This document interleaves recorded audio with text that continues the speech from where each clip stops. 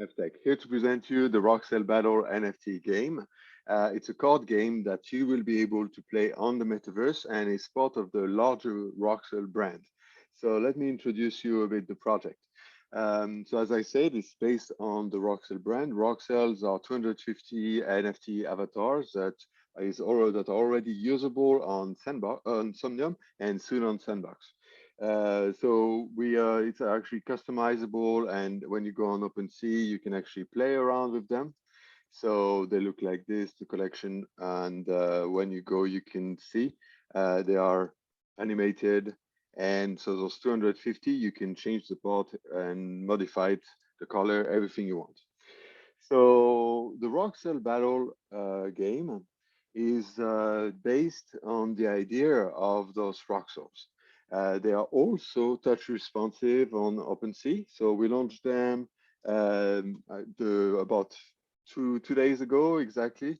And so you can collect by packs of cards. So you don't need to buy each card individually, except for the rares and the commons. And you can even buy a deck or a booster. So not the pack. Those packs are not burnable, but the deck and the boosters, you burn them and you receive all the NFTs that were in the pack. And those are random, so you can get a rare or even a legendary with the proper booster, and if you're lucky. So I'm going to show you a bit how it plays really soon, but first let me show you the different cards. So you can either play with directly, you have the cards that represent already the Roxels, so they're all ready to play. You have the energy here, so the energy cost, how much it costs you to stay on the table. So it's all along, as long as they're on the table, they cost you this energy. And then you have the attack and the defense. Simple. You can have those Roxels directly built, but they're not as powerful as what we call core build. So this is the core, it's the center of the bot. As you can see, there are spots around it. And so you can attach parts. Those parts can be, of course, the head, but you have three parts that are required: the head, the arms, and the legs. Each one brings you attack and defense, but also costs you energy. It's not the only cards that are available. You have events, things that can happen that are valid for a certain time. For example, this one makes everyone draw 5 cards, so it can be really useful if you have a really thick deck and you want to get the cards to allow you to continue. We have more or less other powerful bots, and we have plenty of different heads, but also paints that changes a bit the state of the game. Each side can have one color at a time, so they cost you a bit of energy to play, but only when you play them. The next turn, they don't cost you any more energy. That's why the sign is a bit different, as you can see. So this is about it. Let's see a bit how it plays in game. So you start with a core and with an energy card. You have to pick 3 cards in each turn. At each turn, you need to have 3 cards. So if you have 1 card left, you pick 3. If you pick 2, if you have 0, you pick 3, etc.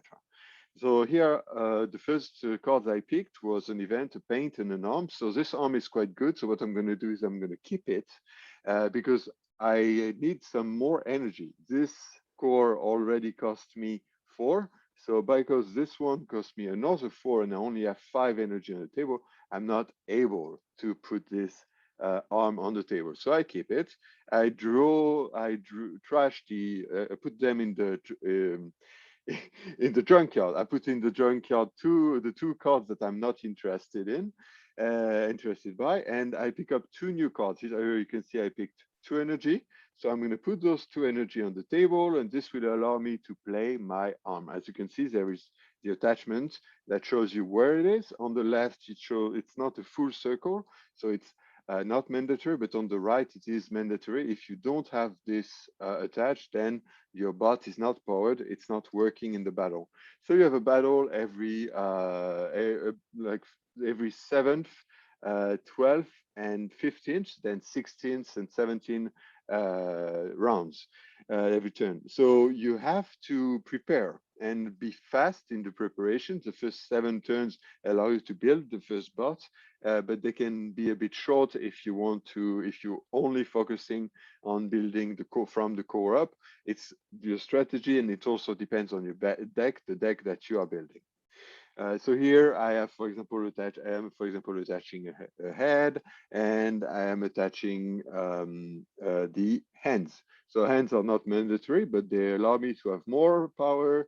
And so this bot is not yet powered up. I need to draw a legs, which I'm going to draw right here. Okay, so here's this bot is powered up. It is the sum of all the attack is its total attack, and the sum of all the defense, it's all it is, it's its total defense. But it also costs me all this energy around. So I can play it right now, but if I draw another card, such as, for example, here, I draw a full Roxel. So this Roxel cannot be modified, and it costs me 11 energy. And if I want to play it, I would have to discard the card. So anytime during the battle, I can discard any card I want. For example, here, I have this robot. I could discard all of the other cards and just skip it. Or what I could do also is, you see, I have this other weapon hand here. And what I could do is I could also discard this hand that is less powerful on the table and put this other hand instead. That would be a choice I can make anytime I have the card in hand. I can destroy and put in the junk card one of the card that is on the table to replace it. So once we arrive at the last at the battle round is really simple. You make the sum of all your attack points, the one that are on the left side, the first one, and this is your attack. Then the opponent calculates his own defense point, and if you have more attack than defense, then you do damage to him. He has 5 damage in the classic standard game. There might be other types of game in the future. And this, if he has, so he loses his damage, and if he has 0, then he has lost. Then in the same time, you attack him, and he has his defense.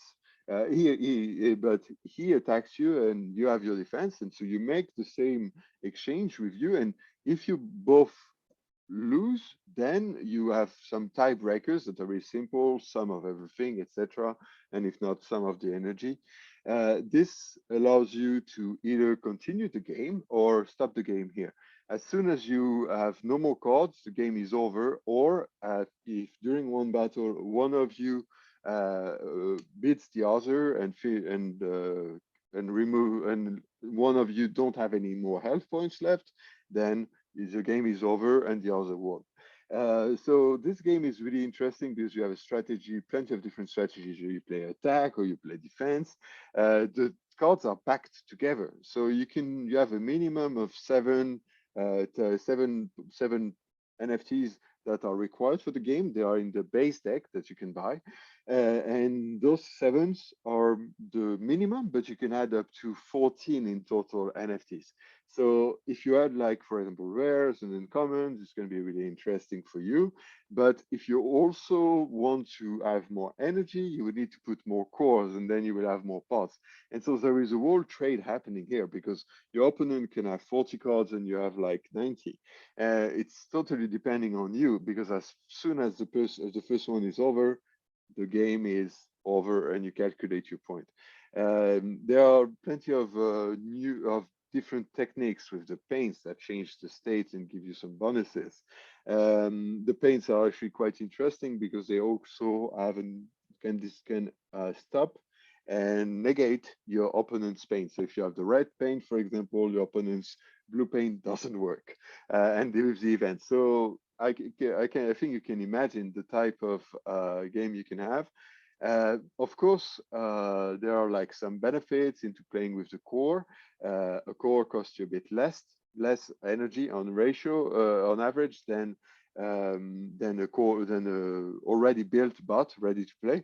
So it all depends on the way you want to play. The list of the NFTs that you need are the one on the base deck, except you don't need the pack cards, so you can look at this as a base.